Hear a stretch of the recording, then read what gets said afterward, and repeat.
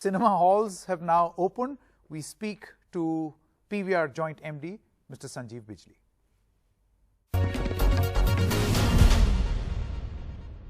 So they were the first to be shut down when there was a lockdown during the pandemic, and they seem to be the last to reopen as far as the unlocking phase is concerned. Yes, we are talking about cinema halls, and joining us right now to talk more about what cinegoers, what exactly cinema owners feel about this reopening. I have the Joint MD of PVR, Mr. Sanjeev Bijli. Thank you so much, Mr. Bijli, for joining us. My first question, would you like to take us through the protocol that you're following on the first day and hopefully beyond? Well, thank you so much for having us, and we're very happy finally that the cinemas are opening after 6-7 months actually, and thanks to the Home Ministry and thanks to various state governments who have allowed us.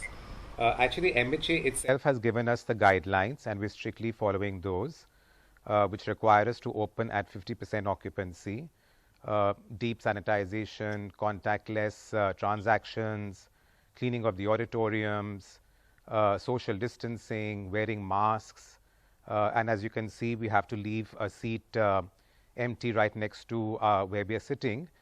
So the SOPs are very stringent and very well thought of. We're going to be maintaining 24 degrees to 30 degrees Celsius temperature in the auditoriums. There's plenty of air circulation. So whatever the guidelines have been given to us by the MHA have been very, very well thought of. And we'll be following those guidelines very strictly to ensure, of course, that the customer is very safe and well taken care of when they come to the cinemas. Of course, there'll be some apprehensions when they start coming to the cinemas tomorrow. Yeah. But we've taken all precautions necessary, and all the staff has been trained properly. Even the staff that is going to be coming to the cinemas will be checked for temperatures.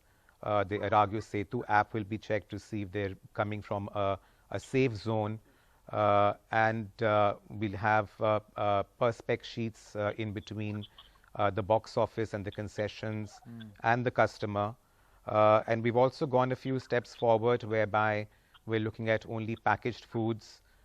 Even the packaging will be sanitized in UV equipments, which we procured a few months ago. So all I can say is that all best practices have been taken into account, and all the guidelines from the MHA have been taken into account to ensure complete safety and security. Yes, but you know, that interesting point that you mentioned, that you realize that it is going to be slow. There will be apprehension, Mr. Bijli. I was reading certain comments also where people were saying only the bravest of the brave are going to sit in a contained space for 3 hours to risk their lives. Do you think that this is going to be pretty much the reality, that you're going to face empty cinema halls for at least the initial bits? No, I do understand that, and of course it's very, very understandable. This is still a virus that we're learning a lot about as we go along. And I think other industries also that have opened in the past have opened very slow. I think similarly the experience has been with restaurants, with metros, with hotels and other entertainment forms as well, where the response has been slow. In fact, even for malls for that matter, and retailing, the response has been slow because people really didn't know what to expect, and that fear factor of course remains for every new activity that opens up. But we're just very grateful that we've got the opportunity now to open, and as time passes by, and as people obviously see that we are adopting all best practices and we're following all the SOPs and guidelines, and we're able to provide the customer with a lot of comfort level, then I think people will start slowly coming in. I think it is pretty unfair to expect people to start coming in hordes on day one, but I would give it another 2 or 3 weeks before people realize that these are safe premises to come to. Yeah. Interesting assessment. You feel that the timeline for people to be assured that cinemas are safe is going to be about 2 odd weeks. But Mr. Bijli, in terms of losses, how big a hit has COVID-19 been, particularly for a cinema chain like yours? You know, it's been it's been huge. I mean, without going into numbers, of course, it's been one of those times which no one had expected. I mean, I don't know how many times unprecedented as a word has been used, but it has been unprecedented, and it's something that no business was actually ever prepared for, or even the world, of course, as you know, was not prepared for this. And for us, since we were the first ones to shut back in March, and now we're the last ones to open in October, and that too not throughout the country, but only about 10 states have allowed us to open. The losses have been huge, to say the least. You know, but we're again very grateful that at least now we've had the opportunity to open, and somehow I'm very optimistic that as and when the entire country opens up and as and when new films get released at the cinemas, we would be able to bounce back in a couple of months. That's an interesting point, Mr. Bijli, because you say that as and when more movies will be released and people will come, so there are two ifs. Now, you know that because of the lockdown, movies were also not being produced. They were not being made. So do you think that this is going to be some sort of a vicious cycle where you will not have audience and there are no fresh movies and therefore there will be no fresh audience and creating trouble for cinemas? No, I mean, first of all, I think consumers will come in because, as I said, initially there is some kind of an apprehension, the way it has been in hotels and restaurants and other places.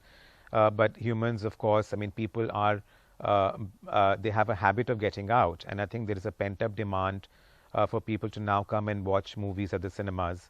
And as far as new content is concerned, there are still films lined up. I mean, there are Hindi movies lined up, such as Suryavanshi and 83 and Bunty or Bubbly 2 and Sandeep and Pinky Farrar.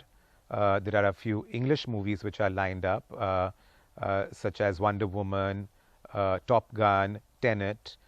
There's a lot of regional films that are lined up, both in Punjabi, in Bengali, in Tamil.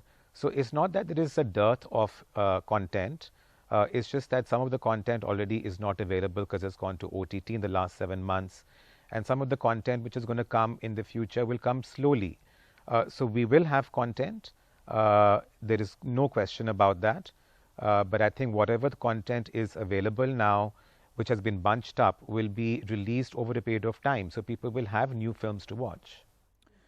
Mr. Sanjeev, assuming, and we're only assuming as of this moment if we believe the health minister, assuming that there is a vaccine, say by early 2021, what exactly is the absolute road to recovery that you are looking at? Or is this question slightly presumptuous and premature? Absolutely not. I haven't done any calculation whatsoever because nobody knows. Nobody knows. It is a very unpredictable times, as you will agree as well. But I'm very optimistic about the business, the foundations of the business, the strength of the business, the fact that watching a movie on a big screen is an unmatched experience. It's a family entertainment at a very relatively low ticket price, which the entire nation loves to go and watch. I mean, we're all absolutely movie crazy.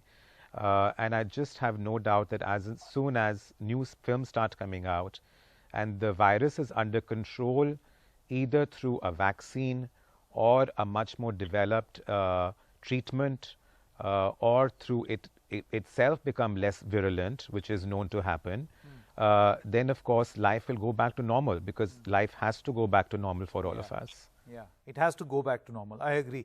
Now, my final question, and this one's going to be related to your industry and also a larger question because you're a businessman, and we'll talk about the economy. Mr. Bijli, there are questions on the economy where many of the pessimists feel that there's no strong recovery that is going to take place, whereas there are optimists who feel that a V-shaped recovery is going to take place. Some say it will be an inverted J. What letter of the English alphabets would you call our recovery post-COVID?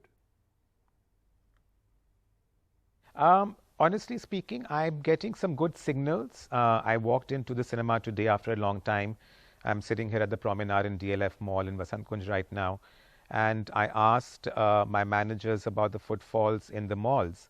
And they told me, and this is just one of the examples, and they told me that weekends are now at least 50 to 60% of pre-pandemic times. So I think that's a good point. That's a good trend that has happened. Malls only opened in June or July this year.